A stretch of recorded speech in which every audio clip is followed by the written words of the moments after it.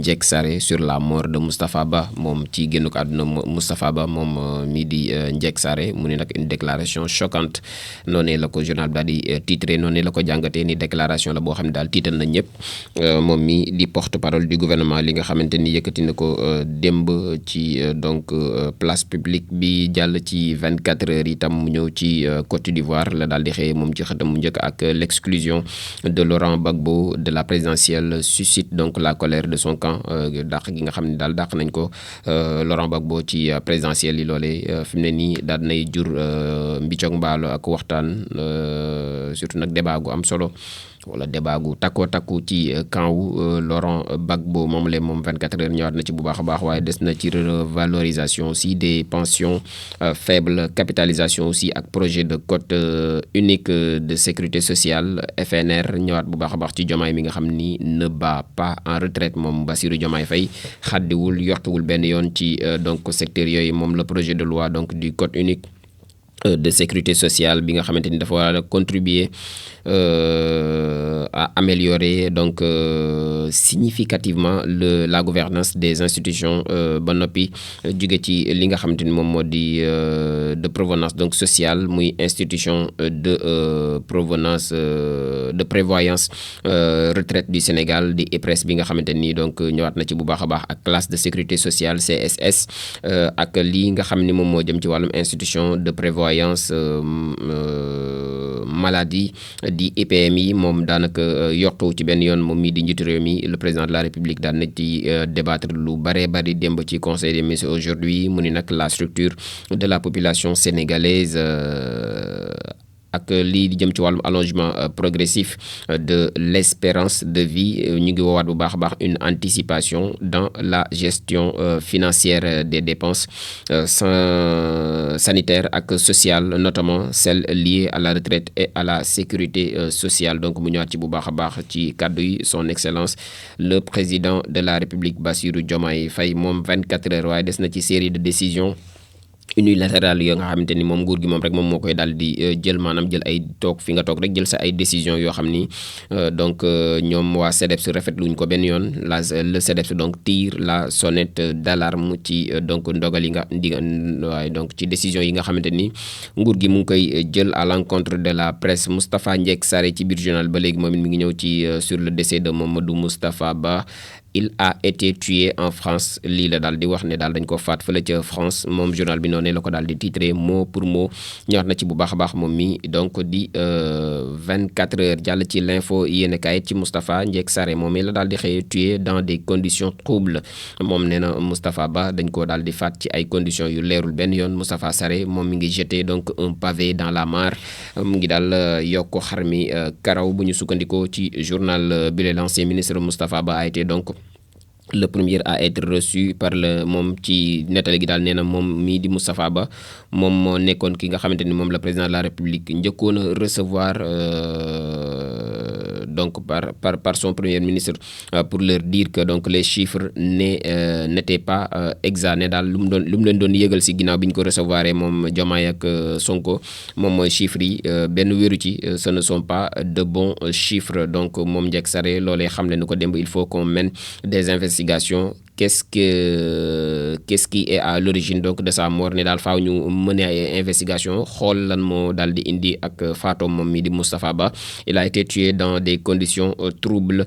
selon Moustapha Ndiek Sarré le porte-parole du gouvernement pour Maître El Hadji Diouf ak compagnie de tels propos venant d'un haut responsable ne peuvent rester sans suite ne daal moom Maître El Hadji Diouf ne daal ay kaddu yu mel nii jóge ci responsable bu mag ci état bi bu ñu ko waxee wóorul ñu ko toog rek di xoole ni dañ ko war a topp ba xam la cay dëgg les avocats de la famille bu Moustapha Ba aussi ñoom it di dénoncer une déclaration irresponsable ba noppi nag di sàkku à la au porte-parole moom du gouvernement mu daal di ñu daal di koy déglu immédiatement maanaam moom Moustapha Ndiek Sarré mu wax la mu xam ca donc dossier googule ca na mu gën a gaawee ñoom porte-parole donc bu ñoom avocats yi famille boobee loolee la ñu daal di xamle moom l'info yéenekaay ñëwaat na ci bu baax a baax loi interprétative aussi aussi de la loi d'amnistie moom Mbaye Dione mi ngi dénoncer aussi le reniement honteux devant la promesse d'abroger la loi d'amnistie moom daal ne dellu nañ ginnaaw ci li nga xam ne moom la ñu digge woon askan wi ki ko xamle du kenn ku dul Mbaye Dione di ko dénoncer bu baax a baax ne daal li ñu waxoon askan wi moom mooy dañuy abroger tout bonnement la loi d'amnistie tey bu ñu wax lii di de interprétation donc ñu ngi dellu ginnaaw ca la nga xamante ni waxoon nañ ko poursuite aussi pénale de ak coupure de signal CDEPS ñoom ñu ngi constater des menaces inédites donc contre la presse sénégalaise ñëwaat na ci moom l'info yéene kay jàll ci Le Soleil itam mu ñëw ci infrastructure publique ak travaux inachevés PUDC Puma AGETIP ak Promoville ADM ak yeneen ci ay kuréel yoo xam ne moom le président de la République mu ngi lancé le chantier des audits bëgg na daal ñu daal di auditer bu baax a baax kuréel yooyu la moom njiitu réew mi président de la République Bassirou Diomaye Diakhar Faye finalisation donc avant fin avril 2025 du document portant nouvelle politique nationale de l'emploi dinañ ko daal di finaliser balaa ci njeexitalu mois d'avril bi nga xam ne moom la ñu waajal dugg moom nouvelle politique nationale de l'emploi google waaye les difficultés aussi yi nga xamante ni ñu ngi jëm ci wàllum écoulement de l'arachide maanaam njaayum gerte gi ak des produits horticoles yi nga xamante ni moom moo jëm donc moom la ñu am difficulté jaay ko ak yu maïs yi préoccupe aussi le premier ministre moom loolee def na ko ak njàqare moom mi di le premier ministre du Sénégal di Ousmane Sonko ñëwaat na ci bu baax a baax moom Le Soleil yéen kay sécurité routière ak les contours de la nouvelle stratégie nationale itam ratewu ko benn yoon moom journal bi les préventions aussi ak gestion des conflits fii ci dëndub Afrique les mécanismes africains donc en panne ci wàllum sécurité selon Le Soleil quotidien libération yéene kaay itam dem na fële ca Saint-Louis contrôle dans sa boulangerie les dessous donc de l'arrestation de Baba Aïdara moom dañ ko daal di teg loxo ginnaaw ab contrôle bi ñu def ci ab boulangerie moom Baba Aïdara donc il a été placé en garde à vue pour opposition à l'action d'agents assermentés maanaam daa bañoon daal ne kenn du auditionné maanaam kenn du contrôler donc boulanger boobu dans l'exercice donc de leur fonction ñoom ne am na fa violence am na voie de fait ak outrage maanaam teggi war may agent google Baba Aïdara moom nii nag moo sol toor ne daal li nga xamante ne moom lañ koy toppee mooy dafa daal di demander aux employés de ci boulangerie bi nga xamante ne moom la daal di yor ñu daal di jaay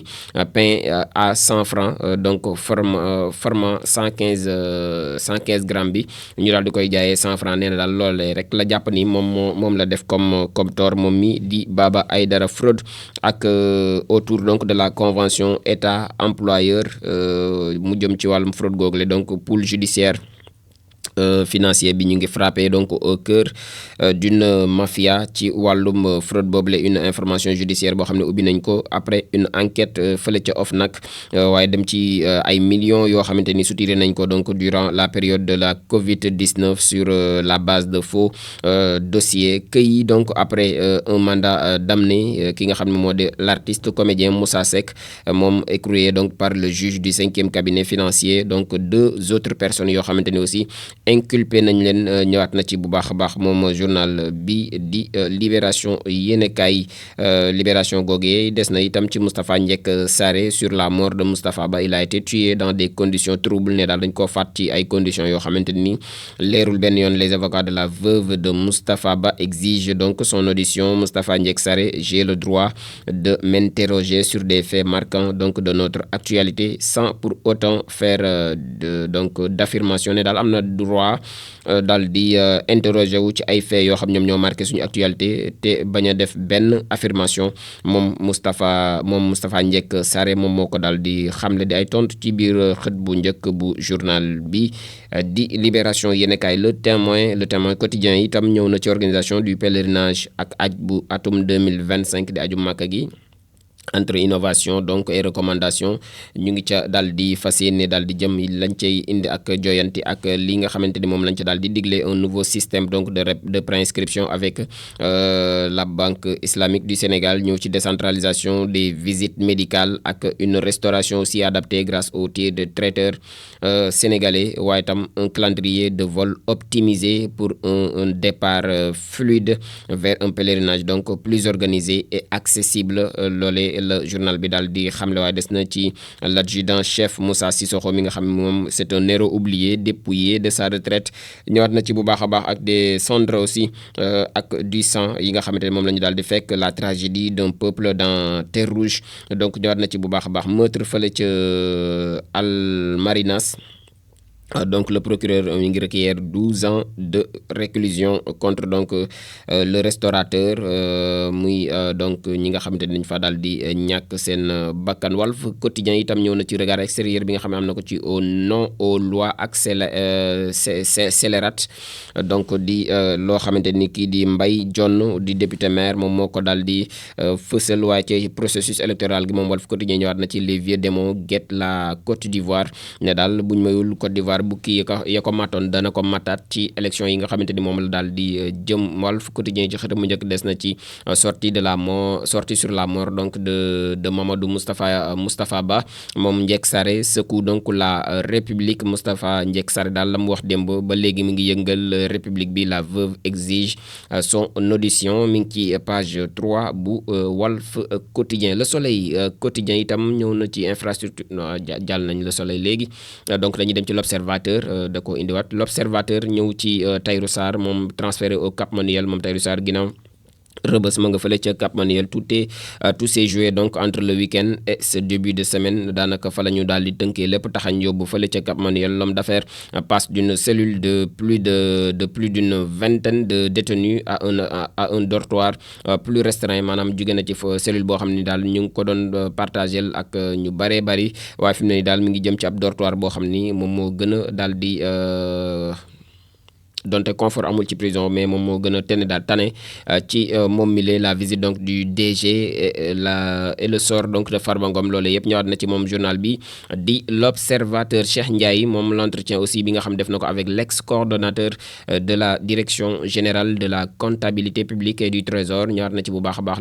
la troisième donc édition de son ouvrage finance et comptabilité des collectivités territoriales du Sénégal noonu la ko daal di duppee ak les défis relatifs à la fiscalité locale. L'affaire Tabaski Ngom daanaka lajj ci benn yoon ñëwaat na ci bu baax a baax moom mii di L'Observateur. desene na itam ci ab drame horreur bi nga xam ne am na fële ca quartier Médine bu Mbour. Deux frères meurent dans des circonstances suspectes ñaar ñoo xam daal ñoo bokk ndey ak baay dañoo mujjee ñàkk seen bakkan ci circonstances yoo xam ne kenn xamul la ak lees waxul la. B ak M Gueye décédé après avoir mangé le repas servi par leur mère seen yaay ba mu leen joxe daal añ ba reer ba wala ndogu ba ci lañ jaaree daal di ñàkk seen bakkan. La mère qui a donc ingurgité un liquide toxique se bat pour sa survie. jamono ji moom seen yaay joojule mu ngi xeex ngir daal di mën a dund bu baax a baax puisque moom it daanaka naan ab liquide toxique donc le père informé que 4 heures après donc ci la daal di yëg ñoom seen waajuru góor ginnaaw ñeenti waxtu bi loolu lee daal di amee mu ngi amee fële ca quartier Médine bu Mbour. Moustapha Ndiek Saré la parole fuyante d'un porte-parole noonee la ko L'Observateur daal di titré ginnaaw dérive yi nga xamante ni ginnaaw kàddu yi nga xamante ni daal dina koy yëkkati démb Pape Bouna Thiaw aussi ci biir L'Observateur équipe nationale ak Pape Thiaw mi nga xam ne ngi wax ci le pressing haut ne daal loolee la daal di digal ay joueuram ñu def ab pressing haut une nouvelle tactique de jeu dictée par l'absence de Iliman Ndiaye donc ñëwaat na ci bu baax a baax moom L'Observateur. Tribune Quotidien itam ñëw na ci Mamadou Moustapha Ba a été tué dans des conditions troubles di kàddu yi nga xamante ni Ndiek Saré moom la daal di xamle. Les avocats donc de la veuve de Moustapha Ba dénoncent la sortie irrespectable ou irresponsable donc du ministre porte-parole du gouvernement. ñëwaat na ci bu baax a baax ci kàddu yi Moustapha Ba yooyu le moom mi di Tribune Quotidien. L'As Quotidien itam ci Saré la daal di xëyee Saré déraille grave noonu la ko daal di titré affirmation donc du porte-parole du gouvernement sur la mort de Moustapha Ba moom ngi déraillé grave titre L'As Quotidien. dañuy dem ci L'Indépendant itam moom mu ñëw ci donc révélation de Moustapha Sarré sur la mort mort de Moustapha Ba, la controverse s'arrête noonee la ko daal di titré moom l'Indépendant ci xët bu njëkkam bu tey ji la yor bi itam ñëw ci conflit foncier fi la ca Tivaouane Peulh ne daal coowal suuf am na fa 1085 familles yoo xam ni ñoom ñooy daal di jóg ngir daal di contrecarrer tentative d'accaparement de leur terre par un commandant de gendarmerie moom moo bëgg a daal di nangu seen suuf jamono ji 1085 familles nag jóg nañ taxaw temm ne ko loolu du fi amee yor bi ci la daal di xëy xaatim waaye des na ci mbirum iftar ak l'ambassade donc des Émirats arabes unis l'excellence des relations d'amitié et de coopération avec le Sénégal depuis 50 ans magnifié ñëwaat na ci bu baax a baax point actu ci mort de Moustapha Ba la xëy le porte-parole donc du gouvernement sème le trouble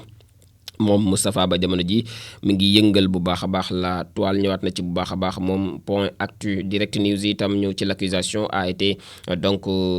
grande ci Moustapha Diop moom mooy député bi nga xam moom lañ bëgg daal di summi mbaraanum kiraayam maire bu Louga donc mu ne nag l'accusation a été grande et les preuves inexistantes ni daal accusation bi rëy na lool waaye preuve yi ba léegi kenn mënagu koo teg ay gët di kaddu yu Moustapha Diop ci xët bu njëkk bu direct news dans cette affaire la plaignante donc parlait de 700 millions et a fini par soutenir que je lui devais 300 millions de francs CFA sans étayer aucune preuve ne daal ki nga xamante ne mooy Tabaski Ngom li mu ko accusé woon moom mooy 700 millions jamono ji nag wàcc na ba ci 300 millions te génnewul benn yoon ak preuve guy wane ni da koo lebal 300 millions yooyu la ñëw ci ce sont donc des accusations sans fondement alors pourquoi lever mon immunité parlementaire je peux aller moi-même répondre après donc cette péripétie la date de la plénière est fixée ce vendredi 21 mars ci lay xam fu waanent di mujjee ki gëtëm qu'est-ce qui se cache derrière cette volonté de lever l'immunité parlementaire de Moustapha Diop et si on sait que le dossier souffre de constance et le juge parle d'allégation s'interroge donc des observateurs serait-on en face d'une commande politique di ay laaj yoo xamante ni ñu ngi koy laaj est-ce que la pression des inspecteurs du Trésor qui avait donc programmé une conférence de presse qu'ils n'ont jamais tenue, qui produit des effets, l'emballement aussi vers une levée de l'immunité parlementaire de Moustapha Diop est-il une manière de satisfaire les inspecteurs du Trésor dont une frange soutient Tabaski Ngom loolu yëpp di ay laaj yoo xamante ni moom direct news ñëwaat na ci bu baax a baax ci dossier Moustapha Diop député maire bu Louga dañuy jeexal ak tàggat yaram benn xët rek lay daal di doon muy record yéenekaay record moom dafa ñëw ci Assane Diao attaquant excentré des Lions j'ai beaucoup à apprendre du Sénégal ne daal war naa jàngat lu bari fii ci réewum Sénégal moom Assane Diao au-delà sax du sport donc ñëwaat na ci bu baax a baax moom record yéenekaay décisif aussi dans ses buts à l'extérieur moom Edouard Mendy les gants de l'assurance noonu la ko daal di titré moom journal bi 4e galop des Lions ak nga xamante ni nag donc tey à huis clos lañ koy daal di defee ngir liggéey ci tactique ak stratégie bi nga xamante ni moom la ñuy entamer les 2 matchs à venir départ pour Benghazi ce jeudi ñëwaat na ci bu baax a baax moom mi tey la ñu war a daal di départ jëm fële ca Benghazi ngir amal match bu njëkk bi nga xamante ni moom moo ñeel qualification coupe du monde 2026 mondial 2026 googee sax ak qualification bi Ahmed Bibo moom défenseur bu Soudan la je m'attends à une victoire éclatante face au Sénégal loolee la wax ne daal mi ngi xaarandi ndam lu rëy gu Soudan ci kaw Sénégal moom Ahmed Bibo di défenseur central bu équipe nationale bu soudanaise boobule coupe de la ligue 4e journée Dakar Sacré-Cœur en 8e de finale choc entre Génération Foot Jambar ak Jaraaf Tëngéej FC ce jeudi donc journal bi di record ñëw na daal ñuy tënkal loolu yëpp fii daal la ñuy sax daal di daanele nekkoon tey li gën fës ci yéenekaay yi ci gàttal rek donc